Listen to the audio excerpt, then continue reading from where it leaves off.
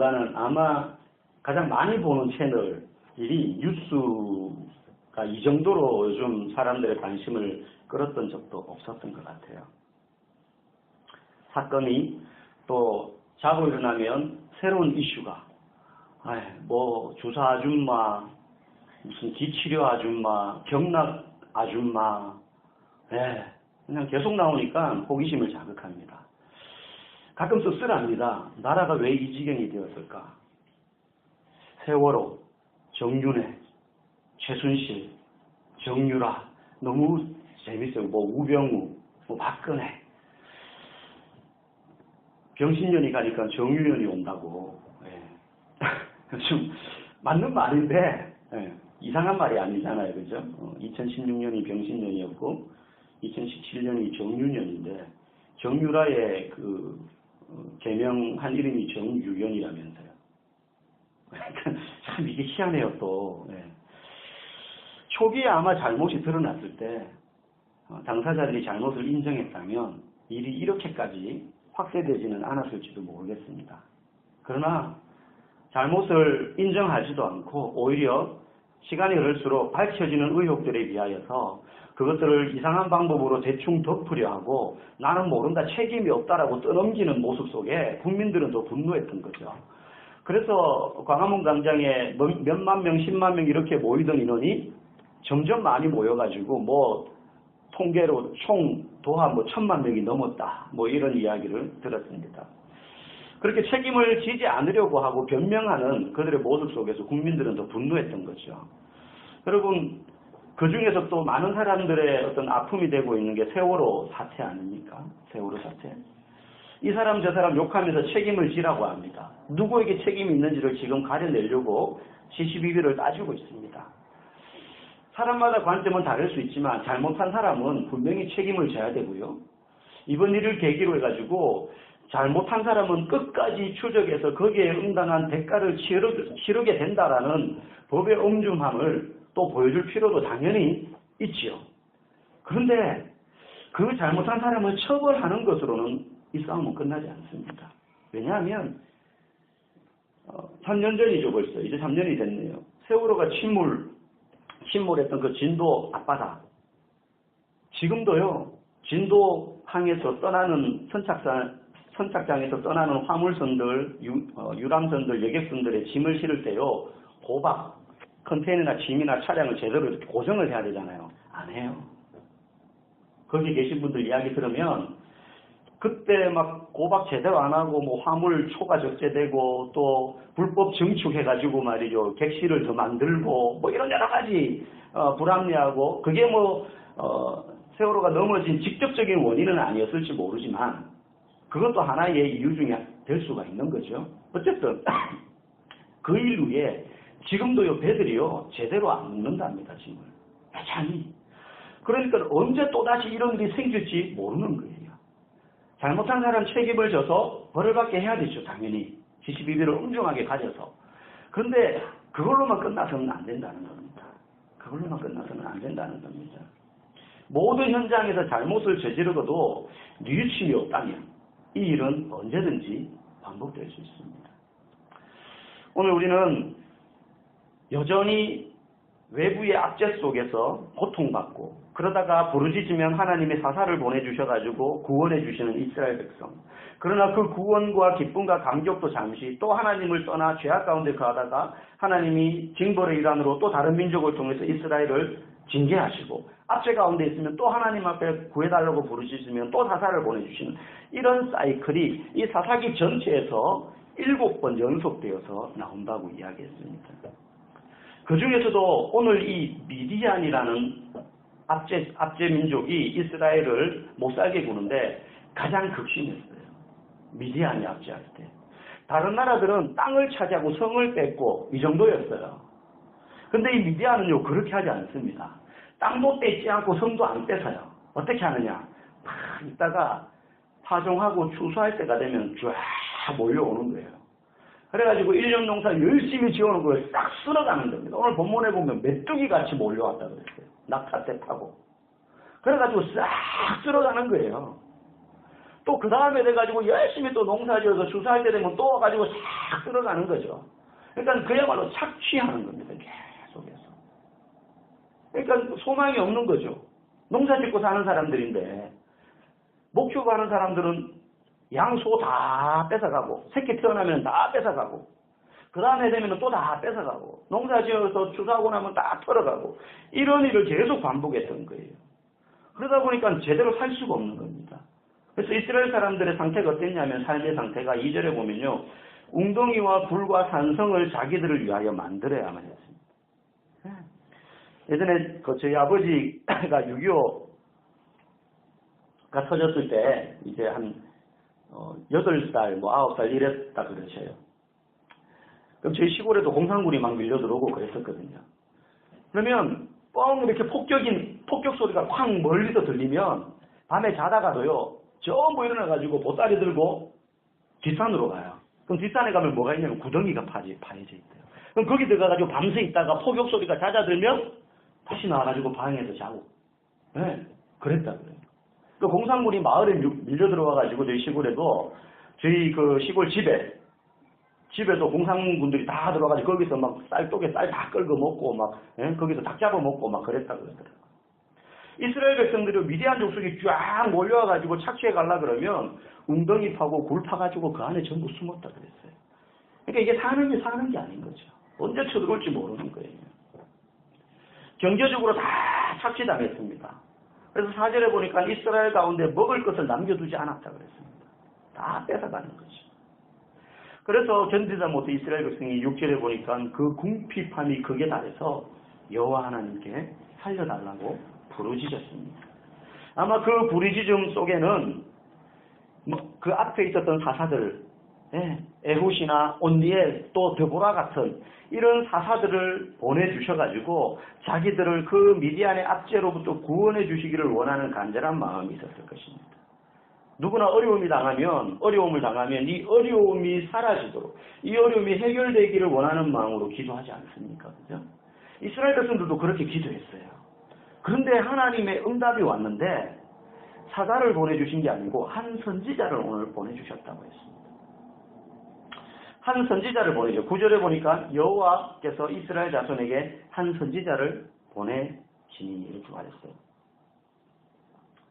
구원자를 기대하고 기도했는데 구원자나 구원을 시켜주신 게 아니고 선지자를 보내셨습니다. 그런데 선지자는 뭐 하는 사람입니까?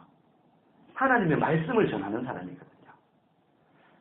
선지자를 보내가지고 하나님이 설교 한 편을 주는 거예요. 지금 이스라엘 백성들한테. 하나님의 메시지를 전하고 있습니다. 이 선지자는 와서요. 어떤 메시지를 전하느냐 하면 우리식으로 말하면 이제 설교를 하는데요. 너희들이 왜 이런 고난을 받게 되었는지 그 이유에 대해서 쫙 설교를 하는 거예요. 구원시켜달라 그랬는데 구원해 주는 게 아니고 왜 이 고난을 받게 되었는지 이유를 쭉 선지자가 설명하는 겁니다. 목사로서 항상 설교를 준비할 때마다 고민이 되기도 하고 어려운 숙제가 있습니다. 그건 뭐냐 하면 성도들이 들을 때 호기심이 있고 막 즐거운 설교들이 있어요. 재미나고 막 들으면 귀에 쏙쏙 들어오는 그런 설교들이 있는데 대부분 이제 처세술, 어떻게 하면 행복한 인생을 살까? 어떻게 하면은 건강하게 보낼 수 있을까? 어떻게 하면은 기도가 잘 응답될까? 뭐 이런 것들 있죠. 처세술 비슷한 그런 설교들을 하면 성도들이 눈이 반짝반짝거려요. 그런데 설교의 가장 중요한 본질은요. 가장 중요한 본질은 처세술을 가르쳐주는 게 아니라 사람들로 하여금 참된 회개에 이르도록 하는 것이라는 겁니다. 그래서 항상 설교자는 이 두 가지 속에서 균형을 잡으려고 애를 씁니다. 왜냐하면 참된 회개만이 우리가 진짜 행복할 수 있게 만들기 때문에 그렇습니다. 저도에 말씀드린 것처럼 작금의 사태에 사람들이 분노하는 이유는요. 잘못을 인정하고 뉘우치지 않는 당사자들의 모습 때문입니다. 그렇지 않습니까? 그래서 뉴스 보면서 헐 막 이러면서 사람들이 막 놀래죠. 어떻게 저럴 수 있지? 어떻게 저렇게 뻔뻔스러울 수 있지? 뭐 이런 이제 마음을 가지면서 분노하는 거 아니겠습니까? 그것 때문에 사람들이 불행한 마음이 드는 거예요. 이게 나라냐 이런 말을 하기도 하고요. 처음에 촛불 집회할 때 뭐 이렇게 자유 발언 때 그래가지고 시민들이 나와서 자기 하고 싶은 이야기 한 1분씩 이렇게 하는 게 있었잖아요.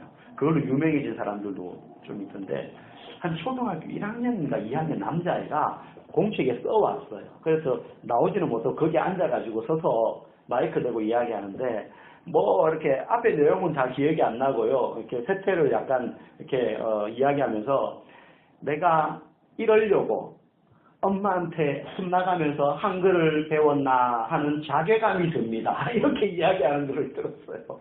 네. 내가 이러려고 대통령이 되었나 하는 자괴감이 든다라는 그 말을 이제 이 꼬맹이가 따라가지고 내가 이러려고 한글을 배웠나 하는 자괴감이 든다고 이런 말 하려고 그런 이야기 하는 걸 들었습니다.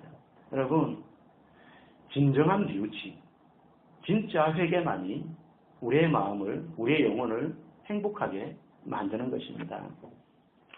그러나 오늘 본문에 나오는 이스라엘 백성들의 부르짖음은요 진정한 회개의 모습이 아니었어요. 만약에 그들의 부르짖음과 하나님에 대한 호소가 그들이 진정으로 회개하는 것이었다면 하나님 그들을 바로 구원해 주셨을 거예요.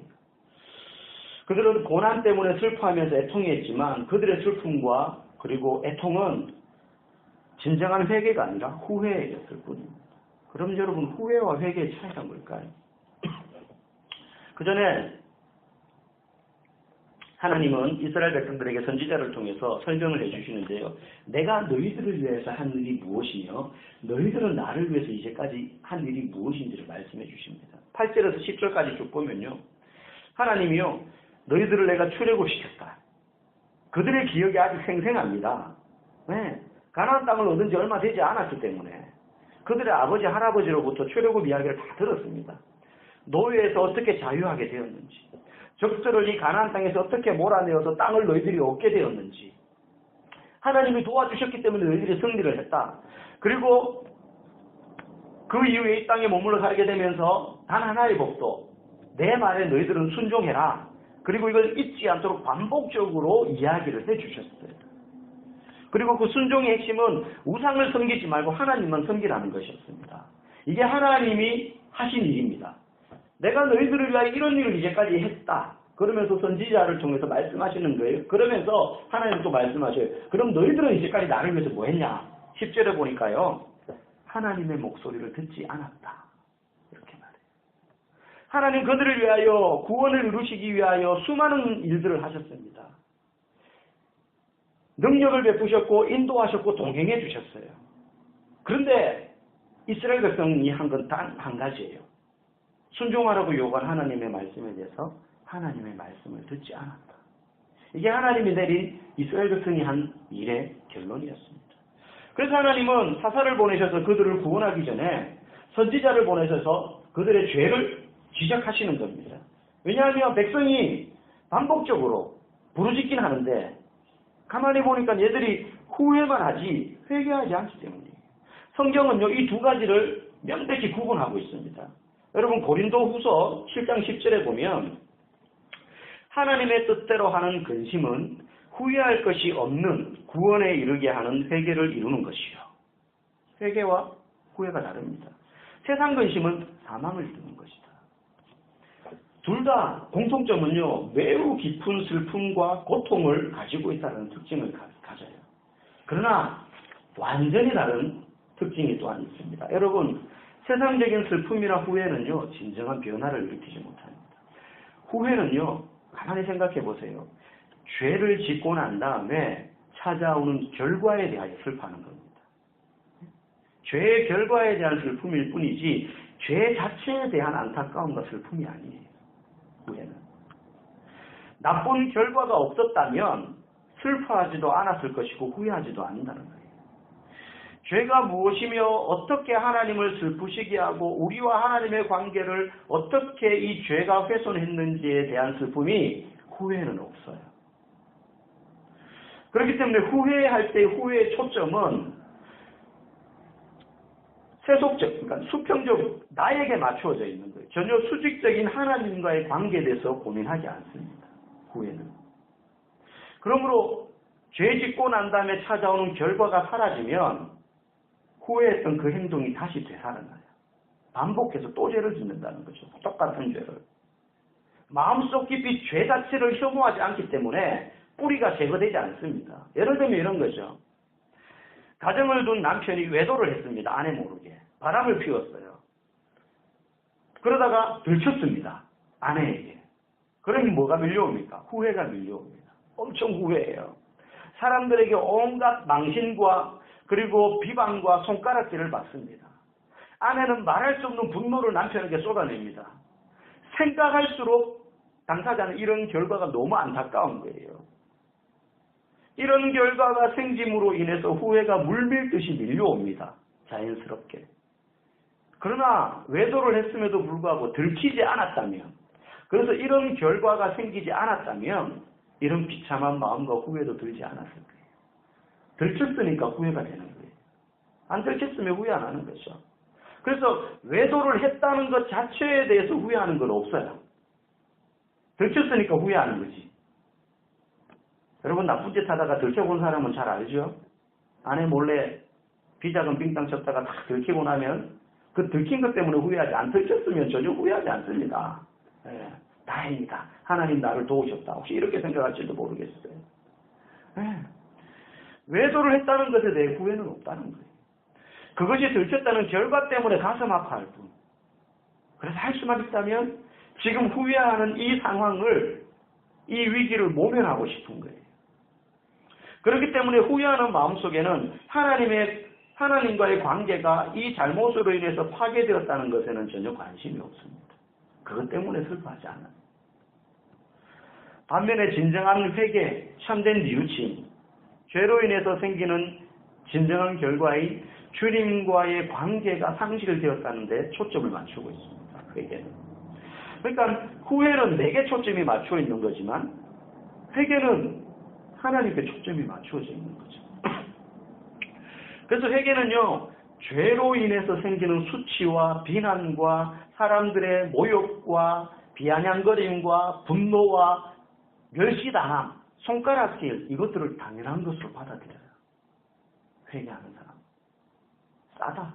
욕 들어 먹을 짓을 했다 내가. 나 정말 나쁜 사람이야. 이런 욕 들어 먹어도 싸. 회사에서 잘려도 나는 당연해. 아내가 나에게 이혼을 요구해도 나는 할 말이 없어. 예를 들면 그 모든 비난을 당연한 것으로 받아들여요.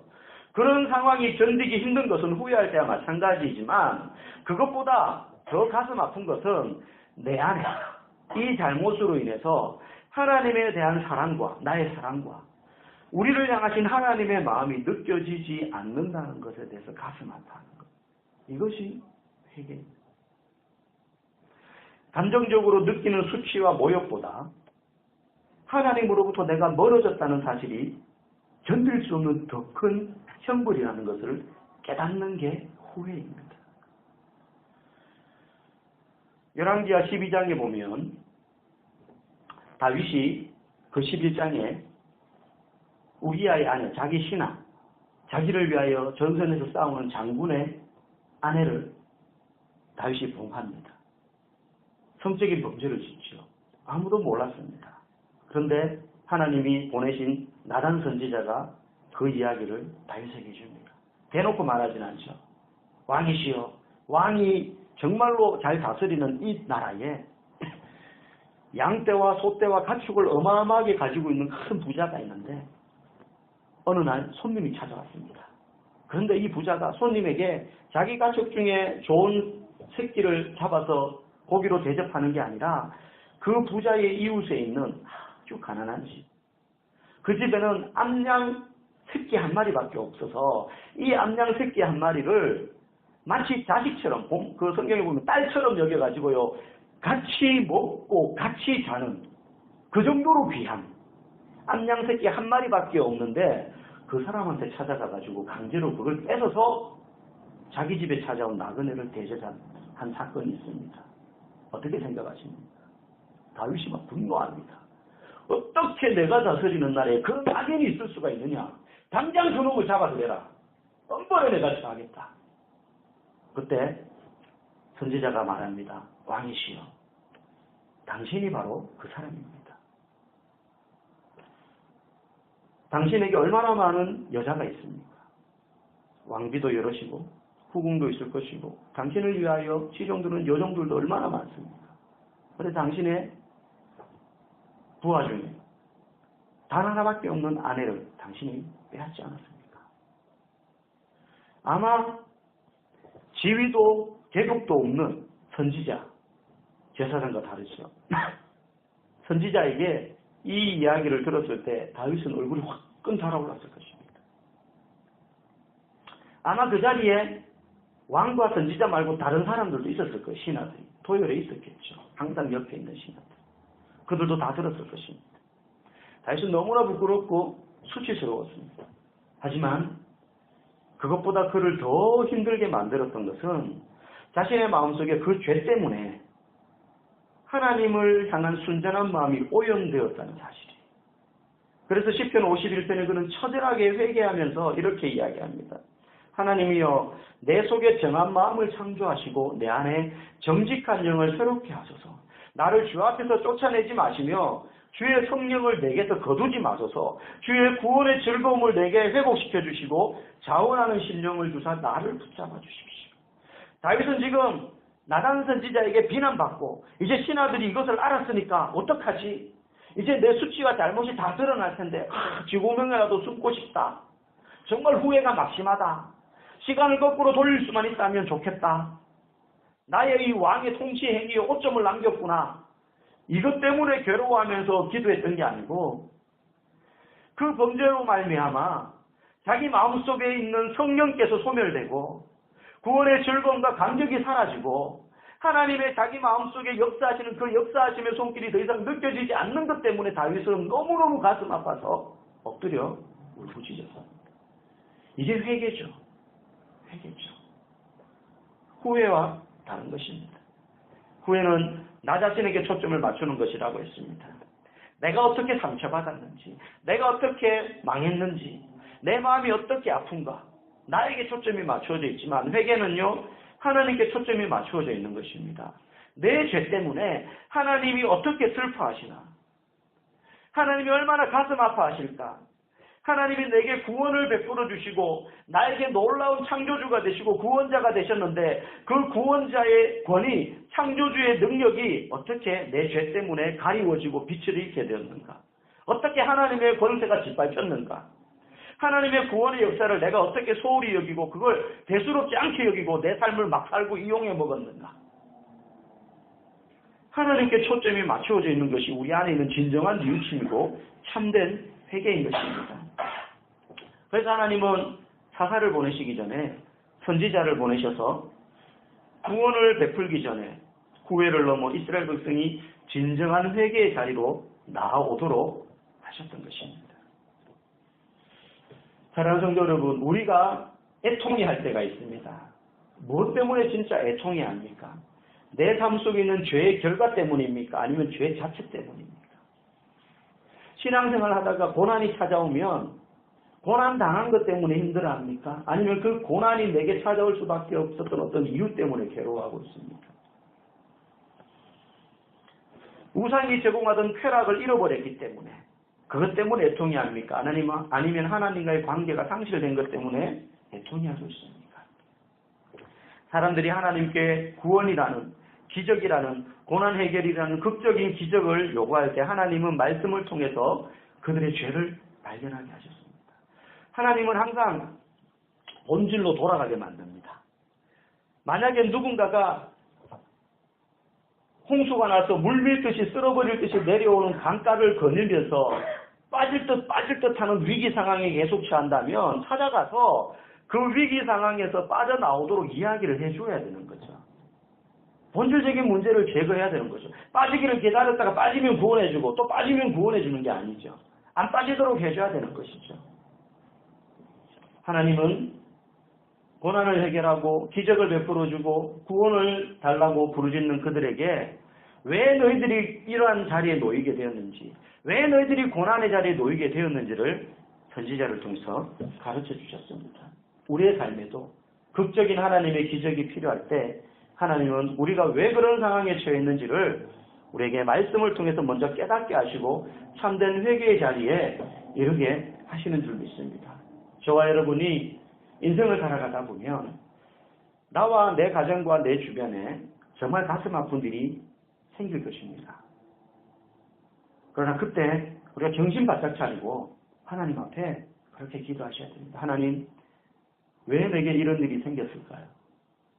하나님이 내게 이러한 일을 겪게 하시는 이유가 어디에 있습니까? 가르쳐 주십시오.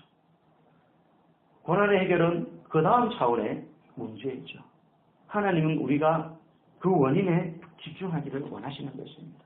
혹시 지금 여러분의 삶에 그런 고난 당하고 계십니까? 직간접적으로.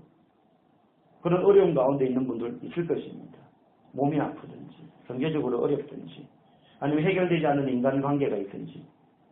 그러나 그 문제의 원인이 무엇인지를 하나님 앞에 가르쳐 달라고 우리가 기도해야 되고, 또 그를 통하여서 우리가 참된 회개의 자리에 이르기를 원하시는 그 하나님의 뜻대로 진정한 회개가 우리의 삶 가운데 날마다 넘쳐나기를 주님의 이름으로 간절히 축복합니다.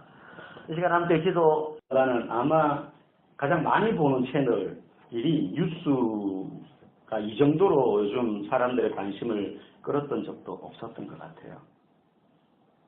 사건이